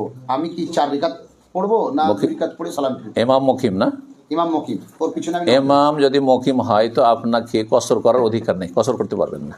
জি, ইমামের পেছনে আপনাকে পুরো সালাত পড়তে হবে। যদিও 1 রাকাত 2 রাকাত পেয়েছেন, মনে করছেন 2 রাকাত পেলাম তো আমি সালাম ফিরেই দিই আমার সাথে, না, জায়েজ না। ইন্নামা জুইলা লিউতাম্মা বিহি, ইমাম যেহেতু ইতমাম করছে, পূর্ণ নামাজ পড়ছে, আপনাকে পূর্ণ নামাজ পড়তে হবে। আমার শ্বশুর মশাই নামাজ পড়ে না, আমার জন্য করণীয় কি? অনেক বলেছি, বিয়ের আগে বিয়ের সময় নামাজ পড়তে, এখন পড়ছে না। শ্বশুরের ওপর আপনার নেতৃত্ব আল্লাহ দেয়নি, একটু আগে বল, আপনার এখন হ্যাঁ জবান দিয়ে উপদেশ দেওয়া, এটা হচ্ছে আপনার করণীয়। বল প্রয়োগ করা আপনার জায়েজ নয়, এমনকি আপনার বাপের বল প্রয়োগ করা জায়েজ নয়। বাপ বেঁচে আছে, মায়ের উপর বল প্রয়োগ করবে, এটাও জায়েজ নয়। হ্যাঁ, নামাজ পড়তে হবে, না হলে বাড়িতে রাখবো না বলা যাবে আপনাকে, না, মোটেই জায়েজ নয়। তো উপদেশ দিতে হবে, আর উপদেশ দিয়ে যদি না শুনে, আর দেখেন যে আপনার স্ত্রীকে শ্বশুর বাড়ি পাঠাইলে হ্যাঁ বাপের রঙে রঙে যেতে পারে, খারাপ হইতে পারে, তো স্ত্রীকে পাঠাবেন না বাপের কাছে। ওর বাপ এসে মাঝে মাঝে সালাম দোয়া করে চলে মেয়ের সাথে, কারণ আপনার স্ত্রীকে জাহান্নাম থেকে বাঁচাইতে হবে। আপনার ছেলে মেয়েগুলো নানার কাছে গিয়ে বেনামাজি হয়ে যেতে পারে, যে নানাই নামাজ পড়েনি বুড়াতি কালে 80 বছর বয়সে, তো আমি কেন পড়বো, তাই না? তাহলে আপনি ওই পাঠাবেন না, নাতিদেরকে বা আপনার ছেলেদেরকে, ছেলে মেয়েদেরকে নানার কাছে পাঠাবেন না, জায়েজ নয়, রিস্কি এটা আপনার জন্য। আমি দর্জির কাজ করি, কাস্টমারকে কি টাকনোর নিচে প্যান্ট তৈরি করে দিতে পারি? না, কাস্টমারকে টাকার নিচে প্যান্ট তৈরি করে দিতে পারবেন না, করবেন না, বলবেন। তবে যদি অমুসলিম হয় তো অসুবিধা নেই, অমুসলিমকে করে দিতে পারেন, সমস্যা নেই। কারণ অমুসলিম আগে ইমানের মোখাতাব, হ্যাঁ ইমানের খেতাব, তারপরে আমল। অমুসলিম কোথাও মদ খাচ্ছে, হ্যাঁ, অথবা সরগোস্ত খাচ্ছে, নিষেধ করতে পারবেন? এই সরগোস্ত খাওয়া যাবে বলতে পারবেন? কিন্তু মুসলিমকে বলতে পারবেন, তারা বোঝা গেছে না? অমুসলিম নামাজের সময় মসজিদের বাইরে বাইরে বসে আছে, বলতে পারেন চল নামাজ পড় নাই, ঘরে ঢুক, বলা যাবে? না, যাবে না। তো সেই আর কি। আমি একজন গাড়ির চালক, প্রতিদিন প্রায় 30-35 কিলোমিটার গাড়ি চালিয়ে দূরে যাই, তাহলে কি আমি মুসাফির কসর করবো? 30-35 কিলোমিটার সফরের দূরত্ব নাই। সফরের দূরত্ব সম্পর্কে দুটো ফতোয়ার কোনোটা দিয়ে পড়ে না। একটা হচ্ছে যেটাকে সেখানকার প্রথাতে সফর বলা হয়, তো 30 কিলোমিটার সফর হয়ই না। এখান থেকে কিশনগঞ্জ গেলে তেমন সফর না, বা এখান থেকে কিশনগঞ্জ তো 40 হয়ে যাবে না, তা বেশি নাকি 40। তো এখান থেকে কানকি গেলে সফর, কেউ বলবে না যেটা সফর, কথা বোঝা গেছে। আর 48 মাইল যেটা 80 কিলোমিটার 70-80 কিলোমিটার, সেটা তো পড়ে না, তো কোনোটা দিয়ে সফর নাই। তবে যদি এখান থেকে 80 কিলোমিটার মতো যাচ্ছে, ডেইলি যাচ্ছে, ডেইলি আসছে, ভাড়া মারে, করতে পারবে কি না, এই ক্ষেত্রে দুটো মত রয়েছে। একদল বলছে না পারবেন না, ওরা সতর্কতা অবলম্বন করেছে, আর একদল বলছে না পারবে, যেহেতু সে সফরের দূরত্বে চলে যাচ্ছে, বা সফরের ইস্তেলা যেটি পরিভাষা তার আওতাভুক্ত, হ্যাঁ তার এই জার্নি, সুতরাং সে কসর করতে পারবে, অসুবিধা নেই। শেখ, আমার প্রশ্ন, আমি বেনামাজির জানাজা পড়ি না, এটা কি মধ্যম পন্থা, না এটা কি ঠিক হচ্ছে কি হয় না? বেনামাজির জানাজা একেবারে টোটালে যারা 5 ওয়াক্ত নামাজ পড়ে না তার জানাজা পড়বেন না, কিন্তু যে মাঝে মধ্যে পড়ে, মাঝে মধ্যে পড়ে না, তো তারা বড় কুফরিতে আছে না ছোট কুফরিতে আছে, মাসলা ইখতিলাফি অধিকাংশই বলছেন যে সে ছোট কুফরিতে, বড় কুফরিতে নয়। 3 ওয়াক্ত পড়ে, 4 ওয়াক্ত পড়ে, 2 ওয়াক্ত পড়ে না, মাঝে মাঝে পড়ে, মাঝে মাঝে পড়ে না, এরকম যদি হয় তাহলে কুফরির কাছাকাছি বড় কুফরি, কিন্তু ছোট কুফরিতে আছে, তাদের জানাজা পড়বেন। পাড়া প্রতিবেশী বিশেষ করে, কারণ প্রতিবেশীদের অতিরিক্ত হক রয়েছে, আশেপাশের লোক নামাজ পড়বে। আচ্ছা, যারা জানাজা পড়ছেন না একেবারে বেনামাজ, ধরেন জুমা পড়ে শুধু, এক রক্ত নামাজ পড়ে না, তো জরুরি নয় যে আপনাকে বুক ফুলিয়ে বলে বেড়াইতে হবে তো মানে স্ট্যান্ডে যাবে বেনামাজে জানাজা পড়ি না, আমি পড়বো না, এটা ফিতনা ফাসাদ হবে, বুঝছেন না? হেকমা অবলম্বন করতে হবে। আপনি পড়বেন না, চুপচাপ আপনি বাড়িতে বসে থাকেন, রাস্তায় অত ঘোরা, জানাজা সবাই পড়তে যাচ্ছে আর আপনি ঘুরে বেড়াচ্ছেন, চলেন জানাজা, বেনামাজে জানাজা পড়বো, এটা ফিতনা ফাসাদ সৃষ্টি করবেন না, এটা কখনো করবেন। আপনি ঘরে লুকিয়ে থাকেন আর নাহলে বাইরে কোথাও চলে যান নিজের কাজে। জি, আমি জীবনে একবার এক ওয়াক্ত নামাজ পড়তাম না, ওর নামাজ আমি আমার ছাত্র জীবন কি মদিনার জীবন ছিল আল্লাহ আলম, কি আল কাসিমের জীবন ছিল, তো নতুন নতুন হামাদাই হয়েছিলাম আমার গ্রামে, অথচ নিজের বংশেরই, এক ওয়াক্ত নামাজ পড়তাম না, শুধু জমা পড়তাম। চিন্তা করলাম যে নামাজ পড়বো না। সেই দিন আমাকে সকাল 7টায় গেলেই চলতো আমার মাদ্রাসা, আমি ভোর 4টায় বেরিয়ে চলে গেলাম, ভোর 4টায় গ্রাম থেকে বেরিয়ে চলে, তারপরেও সমালোচনা হয়েছে, সমালোচনা করেছে, এই যে চলে গেছে জানাজা পড়েনি, তো কথা হচ্ছে। অথচ আমি কাউকে প্রকাশ, আমার ফ্যামিলি ছাড়া আমার বাবাও মনে হয় জানতো না, চুপচাপ বেরিয়ে চলে গেছি। বাবা জানতো যে যাচ্ছে, কিন্তু আমি 4টায় কেন যাচ্ছি, 7টায় 6টায় গেলে চলতো, কেউ জানে এত ডিটেলস, শুধু আমার ফ্যামিলি ছাড়া, বলছেন না? তো এটা হচ্ছে হিকমা অবলম্বন করা, এমন কিছু করবেন না যেটাতে অশান্তি হয়। জুমার দিনে সফর অবস্থায় আসরকে জামা বাইনে সালাতান করা যাবে না, জুমার সঙ্গে আসরকে? শাইখ ইবনে বাজ রাহিমাহুল্লাহ বলছেন করা যায় না, বেশ কিছু বড় বড় ওলামা কেরাম বলছেন করা যায় না, কিন্তু কিছু কিছু ওলামা এখনও সৌদি আরবে সালাফি ওলামাদের মধ্যে ইখতিলাফ রয়েছে, ওনারা বলছেন যে কেন করা যাবে না। যারা বলছে করা যাবে না তারা বলছেন নবী এমনটা করেননি, তো নবী সাল্লাল্লাহু আলাইহি ওয়াসাল্লাম ওই রকম সিচুয়েশন হয়তো হয়নি যে জমা করার প্রয়োজন হবে জুমার সাথে জোহর, এরকম হয়নি।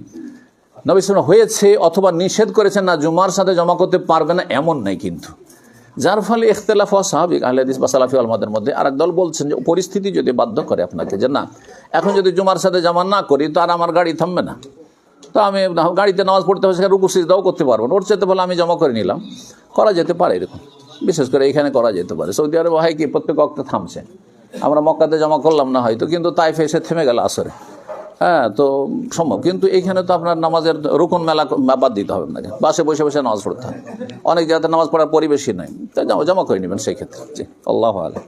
কিস্তিতে মোবাইল নেওয়া যাবে কি বা বিক্রি করা যাবে কি? কিস্তিতে যদি গাড়ি জায়েজ হয় তো মোবাইলও জায়েজ হতে পারে, ফ্রিজও জায়েজ হতে পারে, ওয়াশিং মেশিনও জায়েজ হতে পারে, মাসলা ইখতিলাফি। একদল সতর্কতা অবলম্বন করছেন, বলছেন জায়েজ নয়, আর এক দল বলছেন যে রেট যেহেতু ক্লিয়ার, মাসলা ওয়াজে, যে আপনি নগদে কিনলে এত আর কিস্তিতে কিনলে হচ্ছে এত, সুতরাং এখানে বাইআতানিফি বাইআতিনা হয় না, এক ব্যবসাতে দুই ব্যবসার অন্তর্ভুক্ত পড়ে না, হ্যাঁ এটা নয়, সুতরাং জায়েজ, ব্যবসা একটাই, আমি ধারে এত নেব, হ্যাঁ তো জায়েজ আছে, আল্লাহু আ'লাম। আর আমরা এই ফতোয়ার উপরে আছি, সৌদি আরবে অধিকাংশ আমরা এই ফতোয়ার উপরে আছে, কিস্তিতে জায়েজ আছে, কিন্তু আপনাকে সুদ দিতে হচ্ছে না আপনি সরাসরি কিনছেন, এগুলো দেখার বিষয়। ব্যাংক কিনে দিচ্ছে আর আমার কাছে সুদ নিচ্ছে, যদি এমনটা হয় তাহলে সুদ এটি, কেন ভারতে এসে এখানকার ফতোয়া সৌদি আরব ফতোয়ার সাথে সৌদি আরব ইসলামী ব্যাংক ধরেন সিলেবাস সিস্টেম আছে, তো ওখানে ভিন্ন বিষয়টি, সরাসরি আপনি যার যে কোম্পানির কাছে কিনছে তার সাথে ডিলিং হচ্ছে, কিন্তু এখানে তো যদি লেখে যে না ইন্টারেস্ট সুদ, তাহলে তো মুশকিল, এই জন্য যদি সতর্কতা অবলম্বন করেন ভালো কথা, আল্লাহু আ'লাম। মেলাযুক্ত জালসায় দান করা যাবে কি? মেলাযুক্ত জালসা, মেলা হচ্ছে, দেখেন দান করতে বাধাও এভাবে দেবো না, কিন্তু মেলাগুলি বন্ধ করতে বলবো। আপনাদের কাছে যখন দান চাইতে আসবে বলেন যে মেলাগুলো বন্ধ করো, ঠিক আছে দান করছি, শর্ত সাপেক্ষে দান করা যায়, তাই না? আমার আত্মীয় স্বজনকে আমি দান সাদকা করলে দেখি যে বেনামাজি আগে শর্ত লাগাই, নামাজ পড়ো তখন দেবো, অসুবিধা কি, এত লজ্জা কিসের, আমি টাকা দেবো, আমি বলে নামাজ পড়তে হবে, বুঝছেন না? হক কথা বলতে কোনো অসুবিধা নেই। তো ওই রকমই বলে ঠিক আছে জালসার চাঁদা দেবো আপনাদেরকে, কিন্তু কথা হচ্ছে যে মেলা বন্ধ করতে হবে, মেলা বন্ধ করেন, ওকে ঠিক আছে দেবো, এভাবে করেন। জি শেখ, প্রশ্ন হচ্ছে যে স্বামী মারা যাওয়ার পর স্ত্রী কি ইদ্দাতের পরে কবর জিয়ারত করতে পারে, মানে স্বামী বা মহিলারা কি কবর জিয়ারত করতে পারে? সালাফি বিজ্ঞ আলমাদের কাছে কবর জিয়ারত কম বেশি কিছুই মহিলারা করতে পারবে না। হ্যাঁ, মা আয়েশা রাদিয়াল্লাহু তাআলা আনহাকে যে দোয়া শিখিয়েছিলেন, যদি সেই কবর আশপাশ দিয়ে রাস্তা থেকে আর অতিক্রম করে তাহলে সেই ক্ষেত্রে দোয়া প্রযোজ্য, কিন্তু উদ্দেশ্য করে যে যাই আমার মায়ের কবর কাছে বাপের কবর কাছে গিয়ে একটু দাঁড়ায় দেখে আসি, এটা জায়েজ নয়। লাআনাল্লাহু যাওয়ারাতিল কুবুর আছে আর জায়রাতিল কুবুর আছে, সেই জন্য জায়েজ নয়।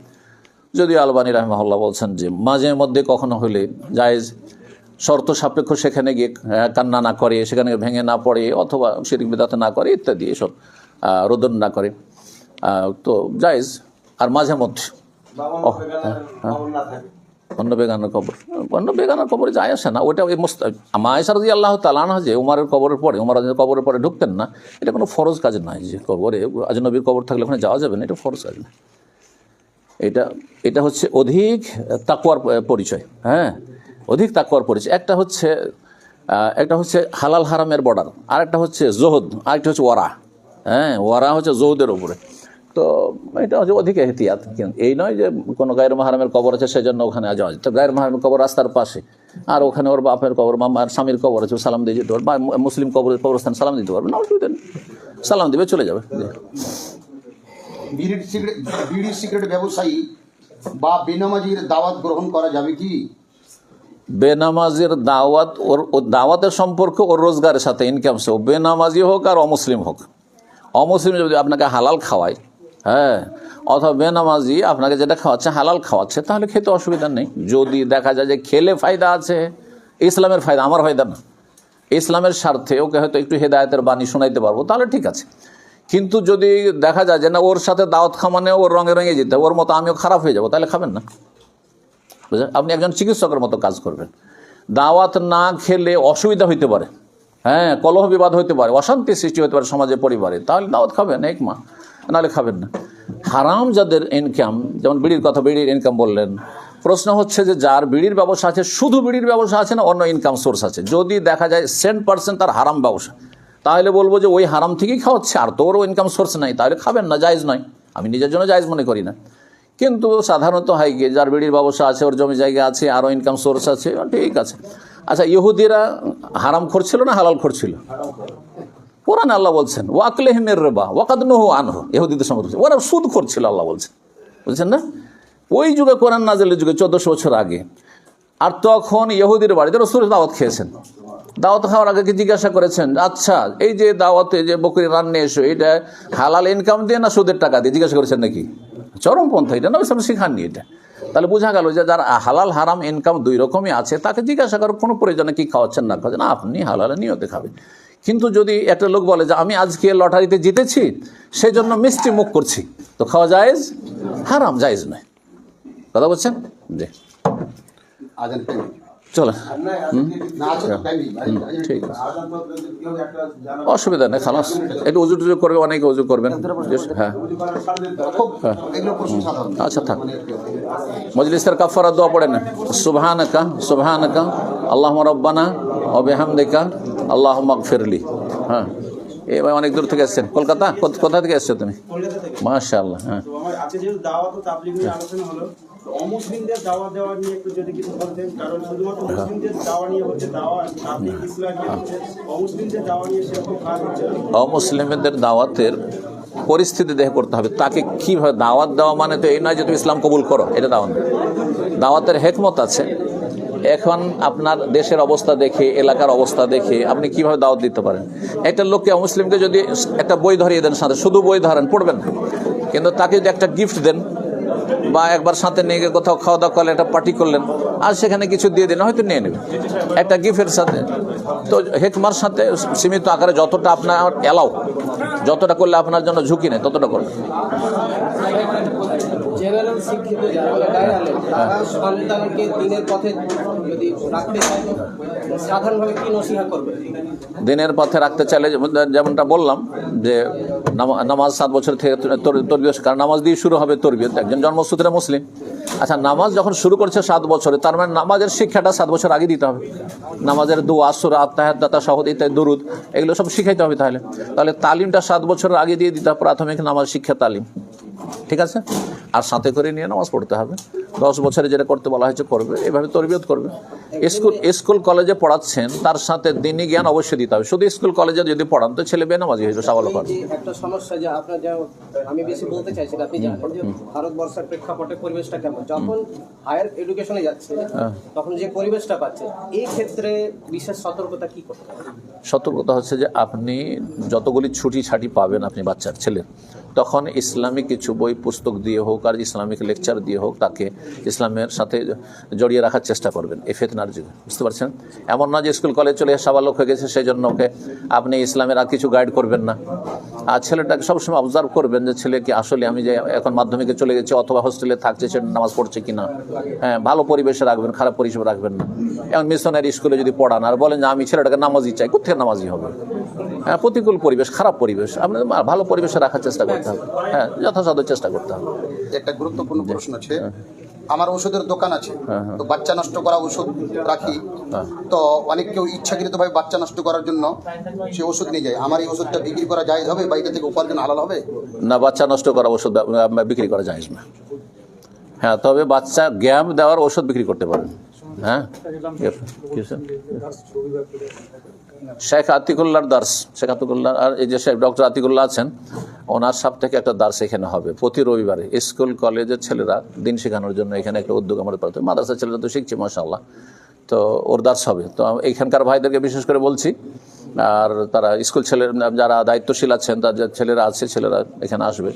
যদি মেয়েদের ব্যবস্থা হয় তাহলে ঘোষণা করবে, আর না হলে আপাতত আমাদের ছেলেদের দ্বারা চলবে। সাপ্তাহিক রবিবার আসর পর না, রবিবার আসর থেকে মাগরিবের মধ্যে টাইম ঘোষণা করা হবে।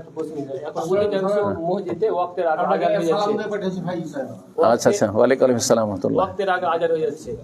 বিশেষ করে আসরের, হ্যাঁ হ্যাঁ, আসর আজান ওয়াক্তের আগে কয়টার সময় আজান দিচ্ছে? হ্যাঁ,